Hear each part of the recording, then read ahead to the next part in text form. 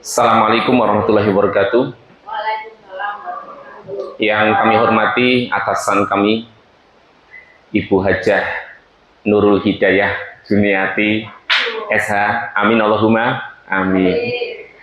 Dan yang kami cintai mentor kami, Mbak Indiel, lengkap dengan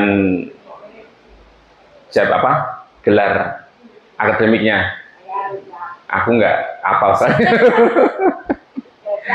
Dan rekan-rekan semuanya, ada Brother Pradif, ada Sis Olive, dan rekan-rekan semuanya, teman-teman P3K. Alhamdulillah pada kesempatan siang hari ini bisa hadir untuk menjalankan tugas akhir dari mengikuti orientasi P3K dari tanggal 13 sampai tanggal 22 Oktober 2025.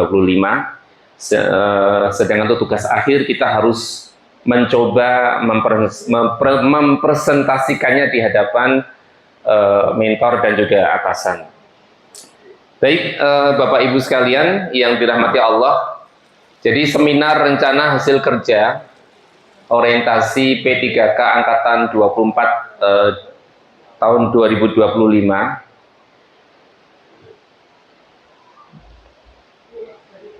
sebentar, yaitu pengenalan nilai dan etika instansi bagi pegawai pemerintah dengan perjanjian kerja atau P3K, disusun oleh saya sendiri, Nur Yulianto, dengan NIP PPK 197407232025211007, unit kerja di Sekretariat DPRD Kabupaten Semarang. Perlu kami sampaikan bahwa tujuan diadakannya seminar orientasi P3K, pertama pengenalan nilai dan etika, diharapkan pegawai ASN P3K itu bisa membekali dirinya dengan pemahaman tentang nilai dan etika yang harus dijunjung tinggi, termasuk nilai-nilai inti berakhlak. Kemudian pemahaman tupoksi atau tugas dan fungsi, diharapkan P3K mampu menjalankan tugas dan fungsi sebagai ASN, termasuk manajemen kinerja organisasi dan peraturan yang berlaku. Kemudian pengetahuan tentang instansi, diharapkan pegawai P3K itu mengenal struktur organisasi, visi dan misi instansi tempat P3K tersebut bertugas atau bekerja. Dan yang keempat, tujuan diadakannya seminar orientasi P3K adalah untuk membantu P3K beradaptasi untuk menjadi ASN yang kompeten serta profesional. Dan kemudian bentuk seminarnya, peserta mempresentasikan rancangan dan laporan hasil kerja yang telah dilaksanakan di unit kerja mereka untuk mengimplementasikan nilai-nilai ASN, dan begitu seterusnya. Ya, kita lanjut ke slide berikutnya aja. Bapak Ibu yang dirahmati Allah Subhanahu Wa Taala, jadi di sini peserta P3K diharapkan mampu memahami program orientasi dan mengenal nilai dan etika instansi pemerintah. Artinya peserta mampu mengaktualisasikan nilai-nilai dasar ASN berakhlak. Lanjut, Mas. Nah, kemudian seperti dipahami bersama, di sini dipaparkan tentang nilai-nilai berakhlak. Ada pertama berorientasi pada pelayanan, kemudian akuntabel, kemudian kompeten, harmonis, kemudian kolaboratif, adaptif, dan yang terakhir itu adalah loyal. Tidak perlu kami jelaskan satu persatu. Lanjut. Nah, sebagai salah satu pegawai ASN yang telah diangkat sebagai P3K di DPRD Kabupaten Semarang, kita perlu memahami bahwa Sekretariat DPRD berkedudukan sebagai unsur pelayan administrasi dan memberikan dukungan terhadap tugas dan fungsi DPRD, dipimpin oleh Sekretaris DPRD dalam menjalankan tugasnya secara teknis operasional berada di bawah dan bertanggung jawab kepada pimpinan DPRD, dan secara administratif bertanggung jawab kepada Bupati Semarang melalui Sekda atau Sekretaris Daerah. Lanjut, Mas. Di sini ambilkan kacamataku. Di sini dipaparkan tentang misi Sekretariat DPRD Kabupaten Semarang. Ya, ada beberapa: meningkatkan kualitas pelayanan administrasi dan dukungan fasilitasi terhadap pelaksanaan tugas dan fungsi DPRD yang meliputi legislasi, anggaran, dan pengawasan. Kemudian mewujudkan tata kelola penyelenggaraan Sekretariat DPRD yang profesional, efektif, efisien, akuntabel, dan berintegritas. Kemudian memperkuat koordinasi, komunikasi, dan kemitraan strategis antara DPRD dengan pemerintah daerah, masyarakat, serta pemangku kepentingan lainnya. Dan yang terakhir, meningkatkan kapasitas sumber daya aparatur Sekretariat DPRD yang kompeten, adaptif, dan berlandaskan nilai ASN yang berakhlak. Lanjut. Sedangkan visi Sekretariat DPRD Kabupaten Semarang adalah terwujudnya penyelenggaraan Sekretariat DPRD yang profesional, akuntabel, responsif dalam mendukung pelaksanaan tugas dan fungsi DPRD Kabupaten Semarang. Ini merupakan tujuan dari Sekretariat DPRD Kabupaten Semarang, sebetulnya tidak jauh beda dengan yang tadi di depan, mendukung kelancaran pelaksanaan tugas dan fungsi DPRD khususnya dalam bidang legislasi, anggaran, dan pengawasan. Kemudian menyediakan pelayanan administrasi dan fasilitasi yang profesional kepada pimpinan dan anggota DPRD, meningkatkan efektivitas penyelenggaraan rapat sidang dan kegiatan kedewanan secara tertib dan sesuai dengan ketentuan, mewujudkan tata kelola pemerintahan yang baik atau good governance melalui pelayanan yang akuntabel, transparan, dan tepat waktu, memfasilitasi hubungan kemitraan yang harmonis antara DPRD dengan pemerintah daerah, dan seterusnya, dan memberikan dukungan informasi, dokumentasi, dan publikasi untuk mendukung keterbukaan informasi publik DPRD. Bapak Ibu, tugas P3K dalam rencana hasil kerja atau RHK adalah melaksanakan tugas dan fungsi yang telah disepakati dalam perjanjian kerja, seperti memberikan pelayanan publik, mengelola operasional, melaksanakan tugas teknis, dan menjaga integritas. Dan pelaksanaan tugas ini harus didokumentasikan secara berkala dan dinilai berdasarkan target, sasaran, serta perilaku pegawai sesuai dengan Core Values ASN berakhlak.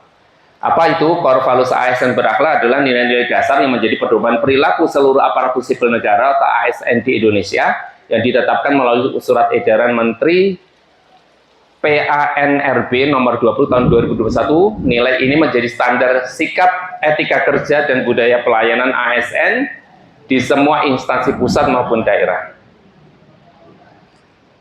Berikutnya adalah tugas dan fungsi daripada P3K, melaksanakan kegiatan pengelolaan operasional sesuai prosedur yang berlaku, memberikan pelayanan publik yang profesional dan berkualitas, menjalankan tugas sesuai dengan kompetensi dan keahlian, misalnya sebagai guru, penata layanan operasional, tenaga teknis, dan lainnya.